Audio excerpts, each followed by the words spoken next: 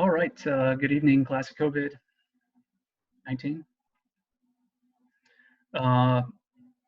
Today we're going to be going over discrimination. And going to approach it a little bit differently than I think probably typically is. What's this thing going to play or what? There we go. All right, now this could go really well, but it could also go very poorly. I mean, it's only the second time I've ever done it like this, and also, but this is the first time I've ever done it through video, so I don't really know how it's going to resonate with you. But you know, it's very different from how discrimination is typically approached, and I would say that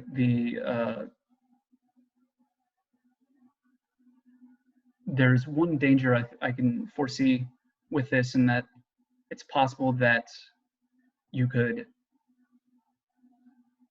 think that I'm making light of discrimination, but I'm not. That's not my intention. So we're going to start out with a little game called Guess Who.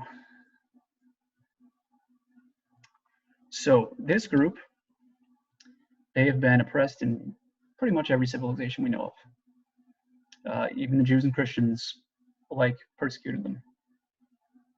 Also, historically speaking, they have been associated with evil. Next, they're subtly persecuted or oppressed through everyday language and even some everyday appliances or household appliances. They are a minority, around 5 to 7% of the world population, so they're not specific to one area. And I would say that the fact of their oppression remains neglected. So, I mean, no one that I know of has ever spoken up for them. So who do you think that is? Got any guesses? Given that this is not live, I'm just going to assume that, well, I'm just going to continue. We're talking about left-handed people. That's right, lefties, like me. So we are more likely to experience depression, anxiety, etc. Many appliances are made for right-handed people. You should see me trying to use a can opener. It's pretty hysterical. Left-handed people were seen to be evil by pretty much every civilization we know of. Like in some societies, they were cast out, just like lepers were. Now, also think of the Old Testament, especially the Old Testament, even though there are references to it in the New Testament. You know, which is God's saving hand? You know, whenever it's talking about some kind of honor or about God saving them, it's always his right hand or his right arm. We got some more stuff. So countless numbers of us have been rehabilitated in schools. In fact, I gave a ride to this guy with Uber or Lyft a couple years ago, I think. He was from Florida, and he's left-handed, and he said that, you know, growing up, even in the 80s, they tried to rehabilitate him to being a right-handed person. So it's not something so ancient. At least that really surprised me. I thought that was mainly in like or that probably stopped around the 60s or something. But no, even all the way up into the 80s. Now, if any of you study Latin, you know what the word for left is in Latin? It's sinister. And what word is synonymous with just, good, correct, fair, fitting, and probably some more? It's right. Right you are. Now, by the way, you could think I'm exaggerating, but, well, I'll talk a little bit more about that later. But, you know, in early the early church or early Christianity, if they were like their depictions of Satan baptizing people. So it'd be like an anti-baptism, and it would be Satan baptizing them with his left hand. Now, also, I say one last point, but I actually have two last points, so I don't really know why I said one last point there. Also, think of the term right angle. Now, why is it called a right angle? Think of like the function of a right angle. Like our cities are predicated upon the usefulness and the usefulness, the practicality, the function of a right angle. I mean, how difficult you think it would be to build something that did not have a right angle? I mean, I can't really think of anything. I mean, all the buildings that you see. Now, I mean, you could say, well, what about like the Great Pyramids? Well, yeah, okay, but if you look at the center of that, take a pole down the center of it, that makes a right angle. Like if it wasn't a right angle there, I don't think it probably wouldn't be nearly as stable as it would, but who knows? I'm just kind of guessing about that. But the last thing I'll bring up is that let's say we were to actually take this seriously. If we were, then we would start talking about left-handed rights. That term in itself is a slight to left-handed people. Talking about your inalienable rights. Why not my inalienable lefts, huh? What about that? Take your rights and shove them up where the sun don't shine.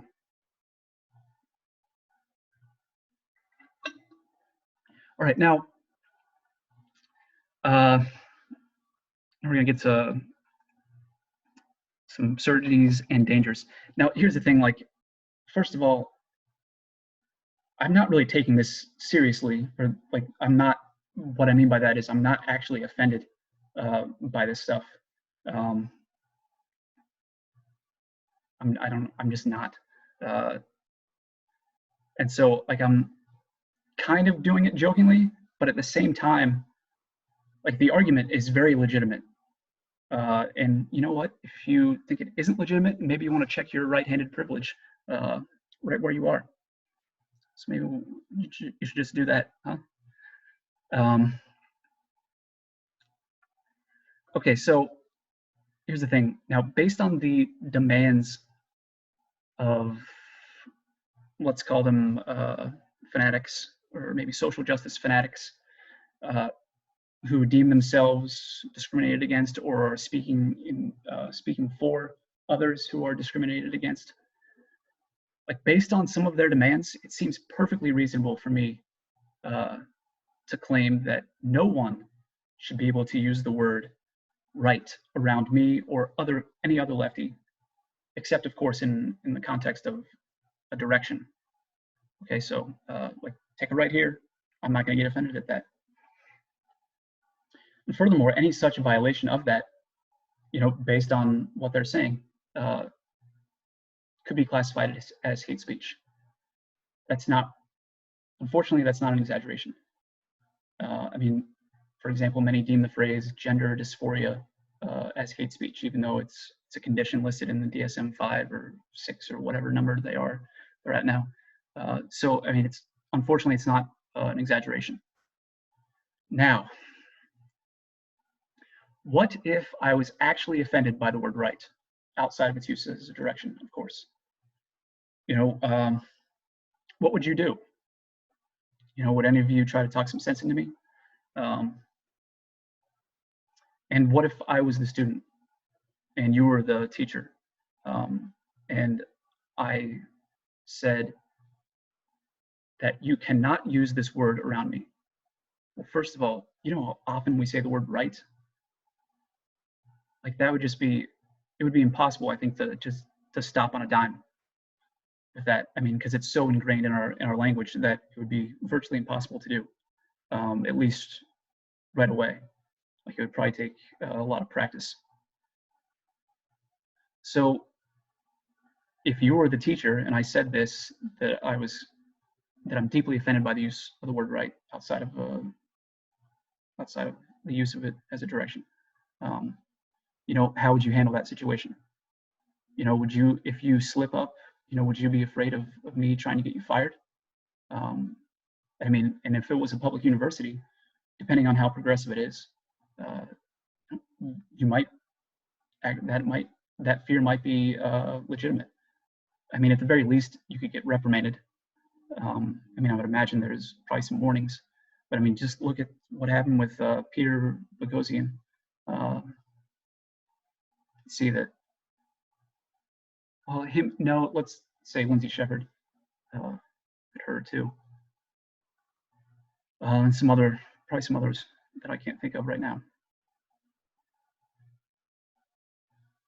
Brett Weinstein or Stein, I can't remember how to pronounce his name. So I mean, yeah, how would you handle these situations? Now I would consider that an absurd situation. Now the danger. So widespread use of terms like racist, sexist, and bigot I deem to be dangerous. Well, the reason I think they're dangerous is, I mean, the statement is being made under the assumption that many things that are referred to as racist, bigoted, and sexist are not in fact so. So, given that, like if that's the case, which I do think it is, not saying that there aren't bigots, racists, or sexists, but I don't think it's as common as we see, because chances are, like, a lot of this stuff is just sensationalized by the media, and so it makes it seem like it's more prevalent than it is, but maybe not. Who knows? But anyway, if that's the case, then what happens when you actually encounter a racist, sexist, or bigot? What will happen then? For example, if you were to refer to anyone who you found offensive as being a Nazi, well, what's going to happen when you actually meet a Nazi? It's kind of important to know if someone actually is a Nazi or isn't, because Nazis do want to kill off every single Jew, as evidenced by World War II, concentration camps, and Hitler. Like, that's an important thing to know. So it's important to know whether or not, well, I find that person offensive, versus, well, I think they're a racist, or I think they're a Nazi. Like, that's a pretty important distinction to make. Okay, now note on discrimination in general. Okay, so there are two different kinds of discrimination. I mean, I would say that there's just discrimination and unjust discrimination.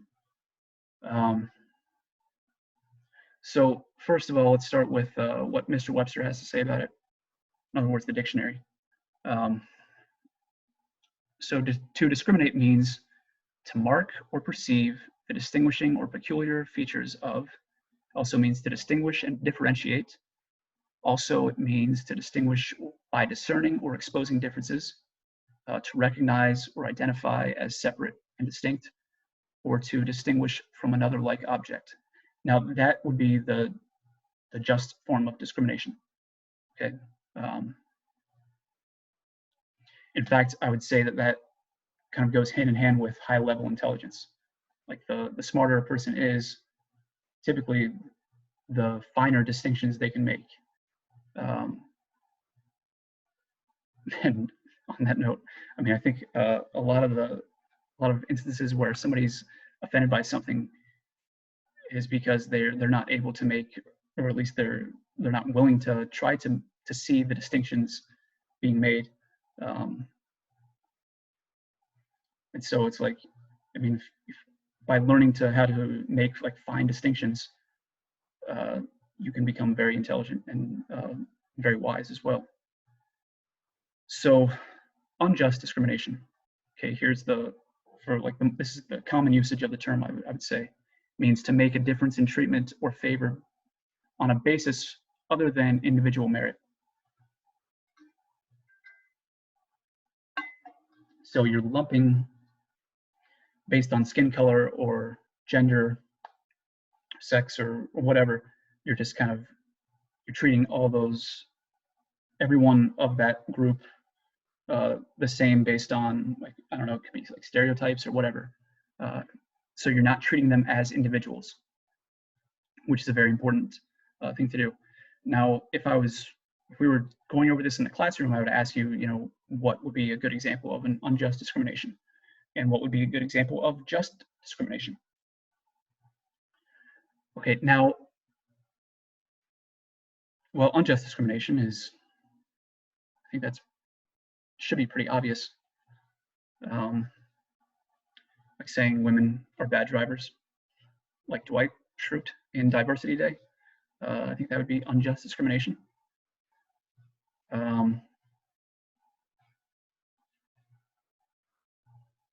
Saying that how am I having trouble thinking of unjust discrimination?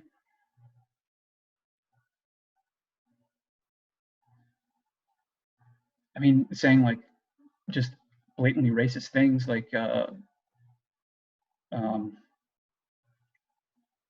Jews are greedy, or blacks are criminals, or it's like stuff like that. I mean, that's blatantly racist. It's terrible discrimination.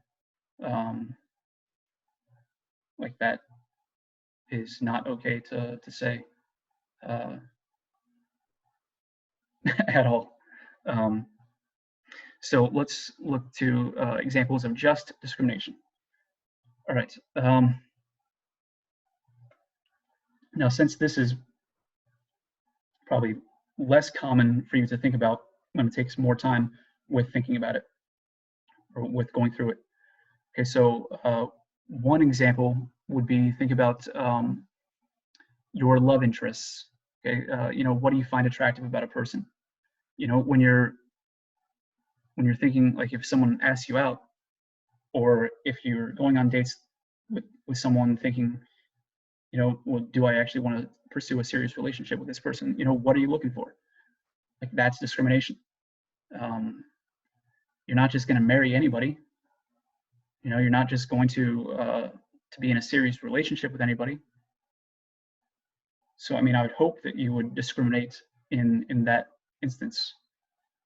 Like if some creepy 85-year-old guy were to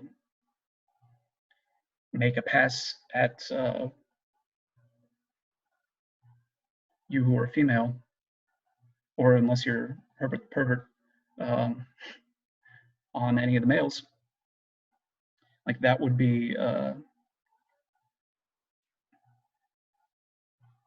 I would hope that would kind of sound off some kind of alarm, like no, I'm not really interested, but maybe I'm being ageist, meaning I'm discriminating against old people.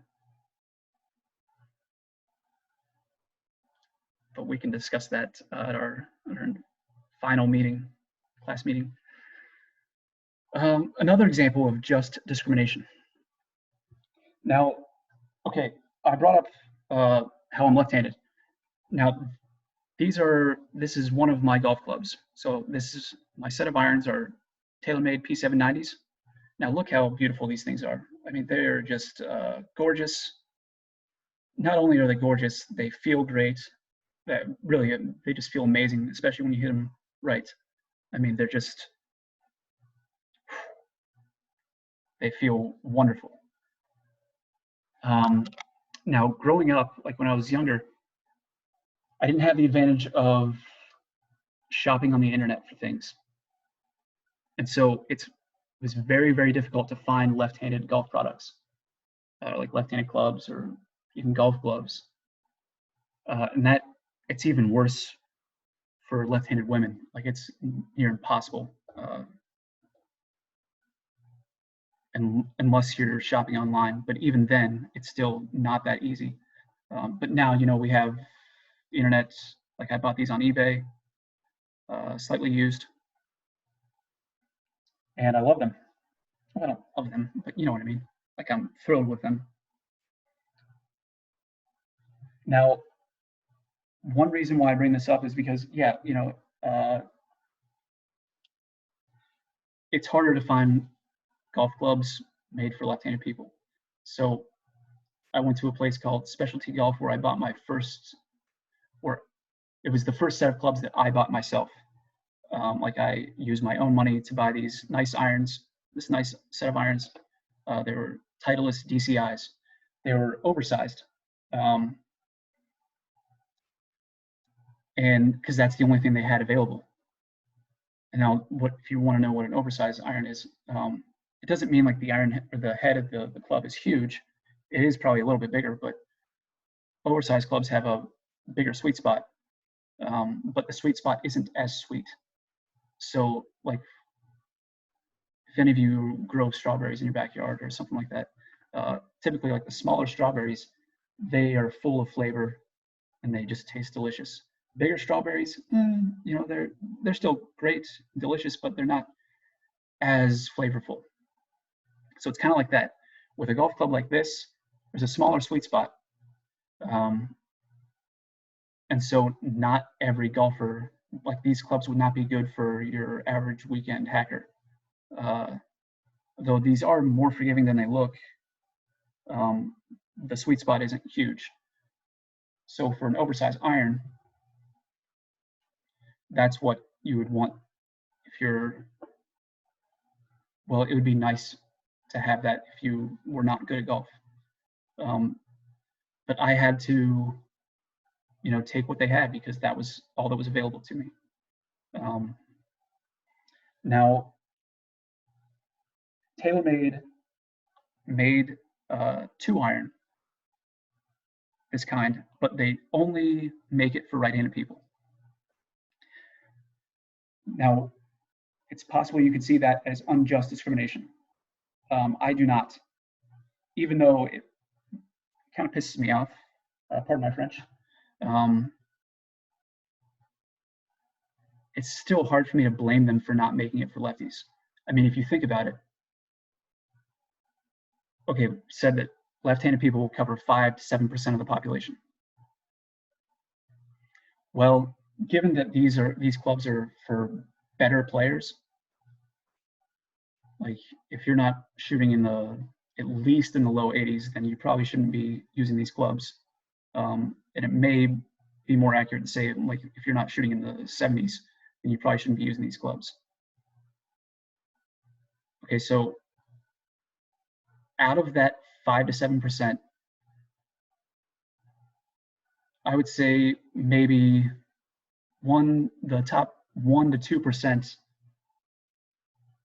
of golfers in general could use these clubs and use them well.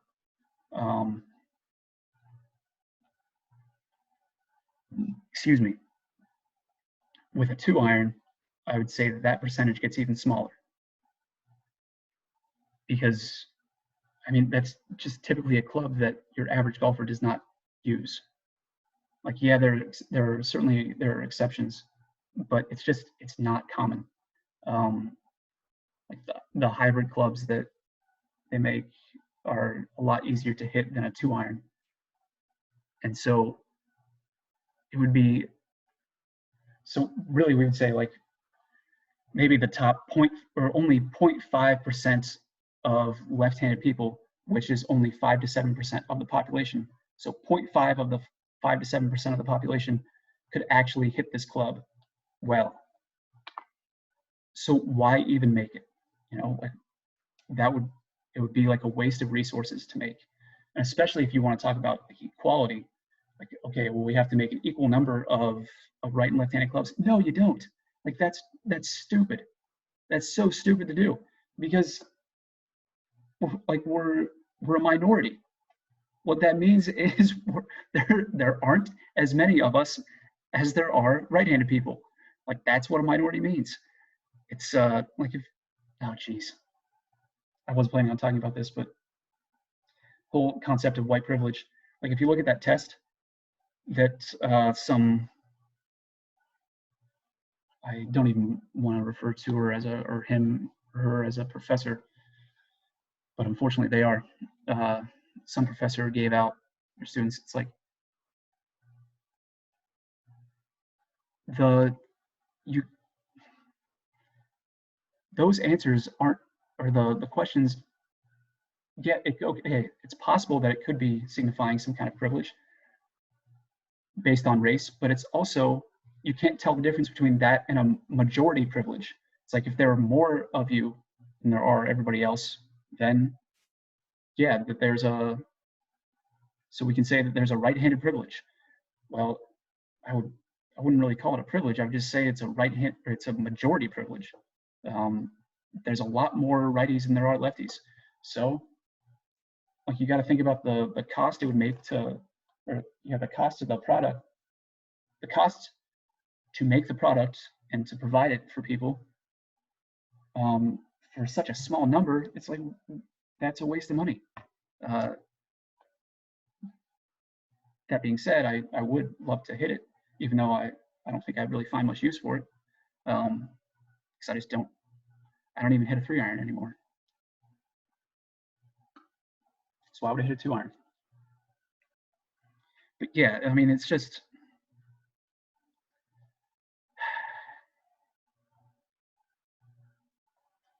I would say it's a majority privilege. It has nothing to do with um,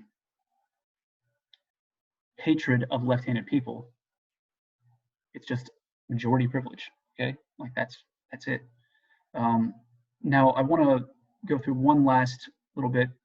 Uh, this is also a good example of a just discrimination, but it's all, you can also refer to it as a prejudice, like a prejudgment, because that's what prejudice means.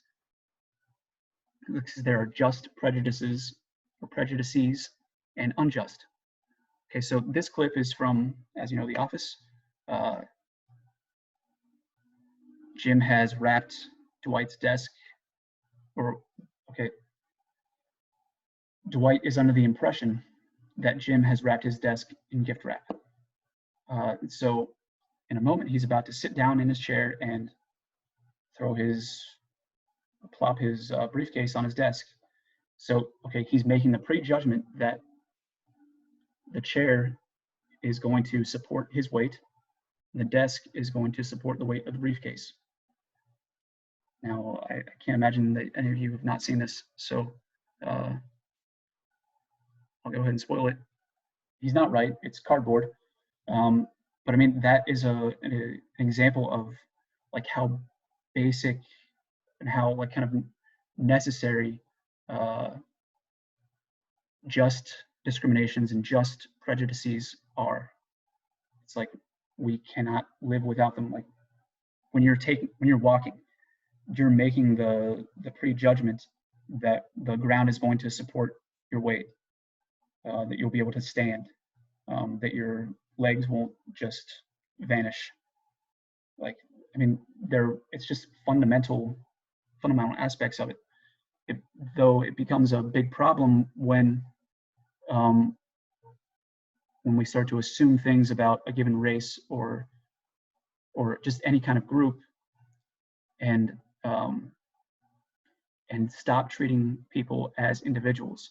Like that is the important thing there. Like we have to treat everyone as an individual, and especially treat everyone as a human person created by God, endowed with dignity, and that goes for every single person, regardless of how difficult it is. Like there are people that I can't stand to be around. Um,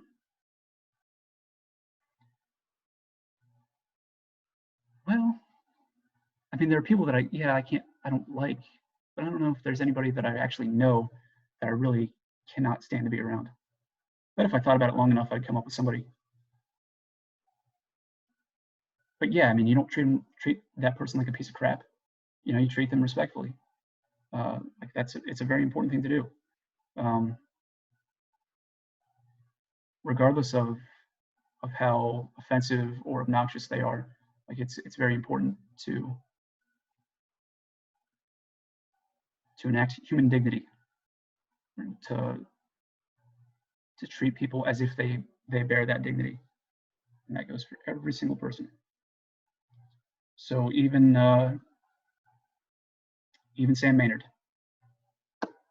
even him. I'm just kidding. All right. Oh, not just kidding that he.